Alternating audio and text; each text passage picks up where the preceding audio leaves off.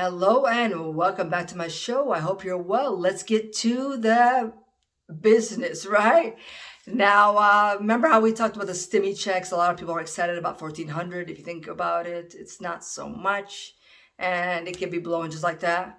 But so, what are people doing with their stimmy checks? Well, prior to getting that third stimulus check, we knew that 83 billion people paid off their credit debt. Kudos for those people. Raise the roof. While auto loan debt went up in 2020 to a whopping 1.36 trillion. Not good. But maybe people want to pay that debt off. Or, so Susie Orman, she's a financial analyst, and don't take her word for it. Do your research, get your education about finances. So, but I want to tell you what she suggested was that people suck away the 1,400 for a rainy day. And she said for people not to pay fully or completely down their auto, their credit cards, their rent. I mean, how do people go by each month and not pay their rent and let it lump sum itself? I don't get it, people. You're going to have to pay it at the end of the day, and it's going to count points against your credit. Remember we talked about credit and how you could use that to leverage yourself.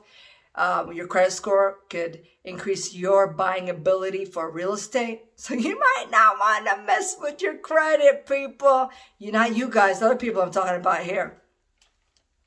And so she's also suggested to pay the minimum for rent, for your credit card, for your car loans. I don't know how, like I said before, I don't know how people pay a minimum for rent and expect to be there. They're not going to be giving stimulus checks forever, right? And it'd probably be the next thing would be UBI, and it ain't going to be such a big amount. It's going to come with a cost, people. You're being strapped down by the government.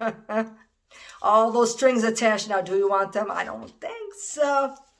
So, another thing that people started doing with their stimulus checks, they're getting creative and they're quitting their jobs. All in the name of the stimulus checks. Now, if they have 4 kids or 4 people in their family, that's a whopping 7,000. I guess they're like, you know what? I'm going to go to Hawaii and spend it out there.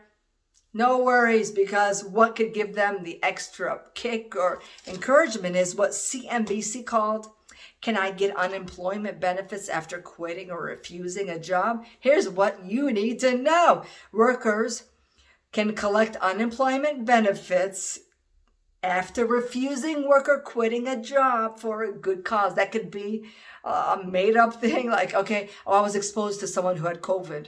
They're not going to ask you the name, right? Or I have symptoms of COVID. Or my employee doesn't have the correct protocol or safety measures in place, so I feel like I'm safe at work. Oh my gosh. People are getting creative, right? Speaking of creativity, Border Patrol, I just heard this today, but a lady, reporter by the name of Laura Logan was saying that she went on the front lines on the border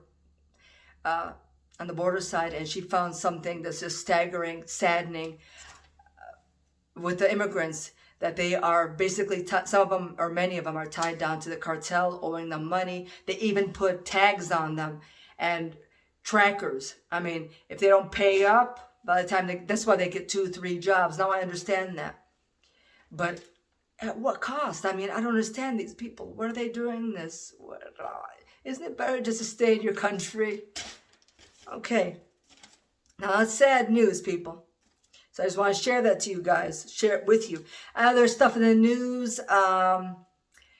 Well, Cigna is a company that I'm just quietly disturbed with, because I know Aetna. I had Aetna before, and I believe there was Cigna. Correct me if I'm wrong.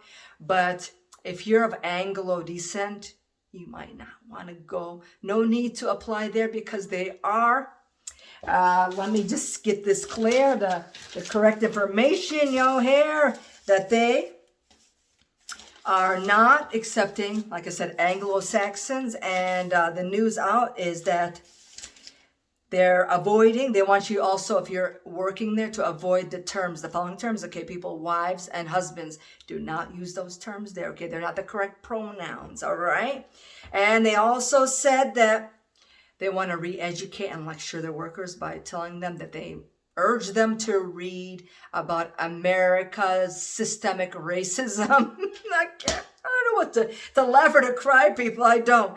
So the Examiner went through Cigna's chat board where they've noticed some starking evidence of white male candidates being blocked, given hiring practices they have in place. This is Zero Hedge reported this, so we don't give them credit for that, yes. Where white male candidates are blocked regardless of their qualifications, their merit. And so how do they do this? Well, a manager, they seen a hiring manager that initially rejected an employee on their thinking that he was white, he or she were white. And after one employee corrected that manager and told him, no, this is a minority. Oh, they're right on board, people. Get that person in. He's a gem. That's a gold, a diamond in the rough. Get him in with our team. And the manager didn't even look if they have qualifications, if they got the merit. Just put them with us. They're with us. They're not white. They in. Yeah, boy. No background, no nothing. Don't even check if they're a criminal. Just get him on board with our team. Wow. Also in the news, you guys, Zero Hedge says that crude oil prices plunged because of the European lockdowns. And I'm concerned about that rolling out. It's ugly rare down here because it always starts in Europe. Now it's lockdowns. The second COVID, was a variant or second COVID virus or second level of it, where they say Germany's under lockdown, France, Italy, and Belgium, and many, many more. You know how that goes. It rolls around. It comes back right to us. So should we be expecting a shutdown anytime soon?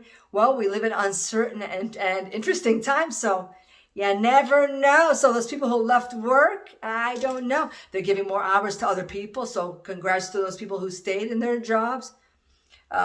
There's an added perk, added benefit, more hours, more potentially higher salary. You could be doing 3 jobs at once and getting paid more money.